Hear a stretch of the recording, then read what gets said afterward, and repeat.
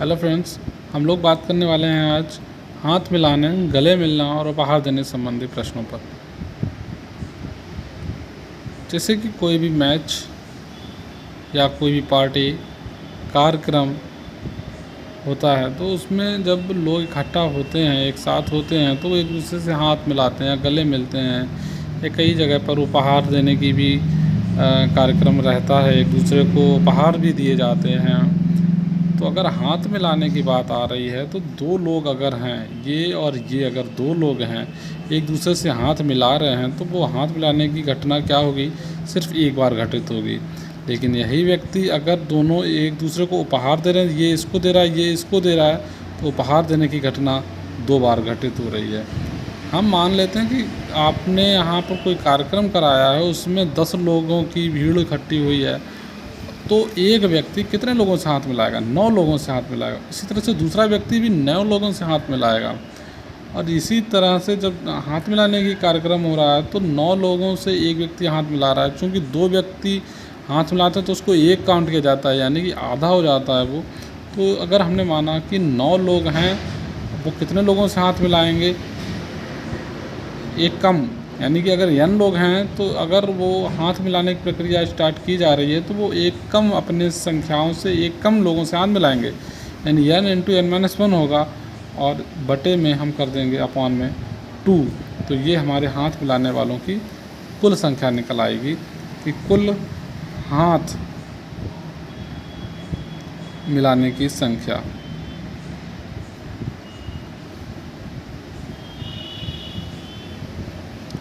n into n-1 upon 2। इसी तरह से क्या होगा, गले मिलने की।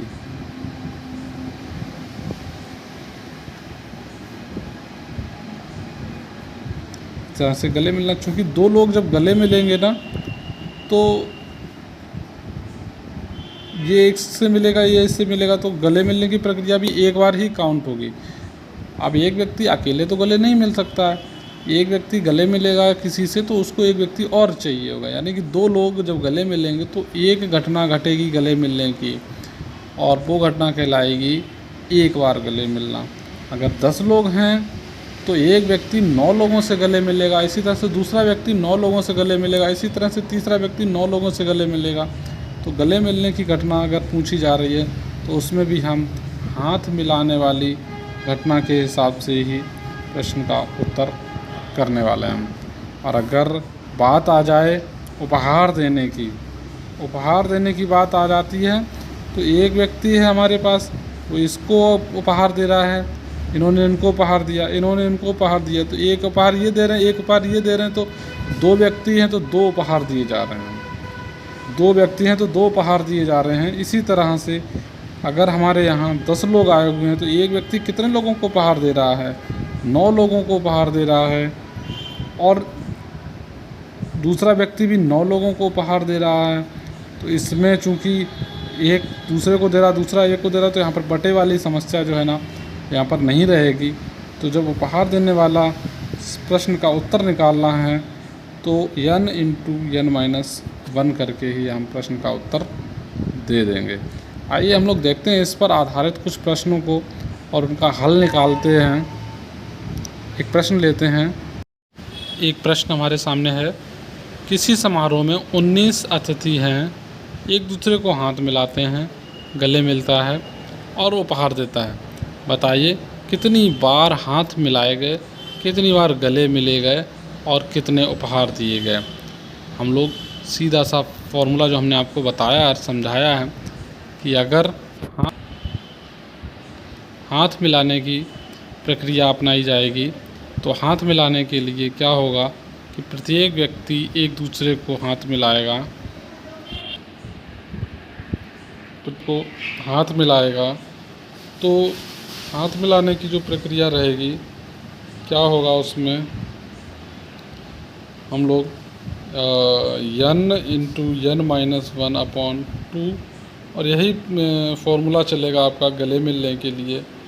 तो क्या हो जाएगा, हमारे पास कितने अतिथि हैं, n=19, और यहाँ पर हो जाएगा 18/2, भाग कर दिया 19 का गुणा 9 में करेंगे तो 171 हो जाएगा। यही संख्या होगी गले मिलने वालों की, यही संख्या गले मिलने वालों की होगी।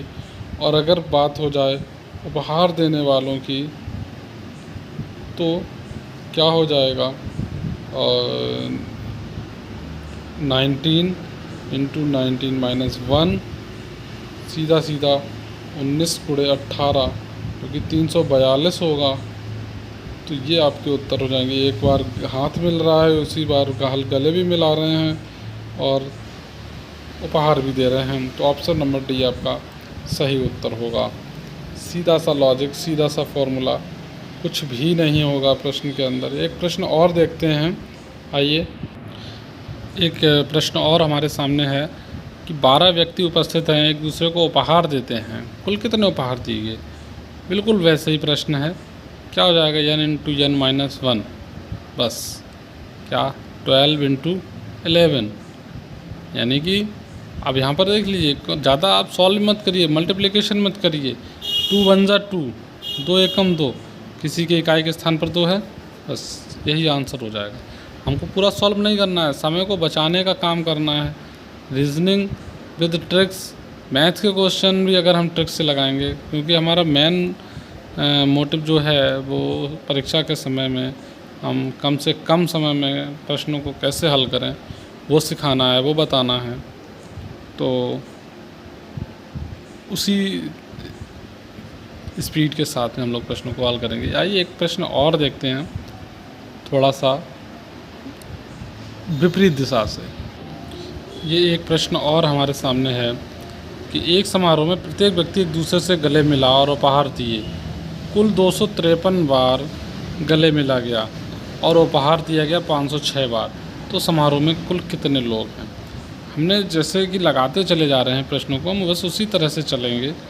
गले मिलने की बात अगर करी जाएगी, गले मिलने की बात की जा रही है, तो क्या होगा, n into n minus 1 upon 2, और ये संख्या हमको दे दी गई है 253, यानी कि इसको अगर हम उधर भेज देंगे तो n into n minus 1 is equal to हो जाएगा 506। अब एक संख्या लेना है हमको, उसी में से एक कम और उनका गुणा हो जाए 506। देखिए, इस प्रश्न को हम लोग एक समीकरण के द्वारा भी हल कर सकते हैं, लेकिन हमें समय को बचाना है और जल्द से जल्द करना, समीकरण में उलझना नहीं है, वक्त को ख़राब नहीं करना है। तो क्या करेंगे, हम इसमें जो विकल्प दिए गए हैं उनकी तरफ नज़र डालेंगे। क्या हम 24 को लेकर उसकी एक कम यानी 23 में गुणा करने पर इकाई का अंक 6 प्राप्त कर सकते हैं क्या? देखिए, 24 का करेंगे 3 4 3 12, 2 आता, नहीं कर सकते। 23 का देखते हैं, 3 दूनी 6, तो ये आ जाएगा 506, यानी कि n इज इक्वल टू होगा यहाँ पर 23। सीधा सीधा आप आंसर रख दीजिए, n इज इक्वल टू 23। और एक महत्वपूर्ण बात यहाँ पर इन्होंने पूछा है कि 506 बार गले भी मिला गया है। तो अगर एक ही कार्यक्रम में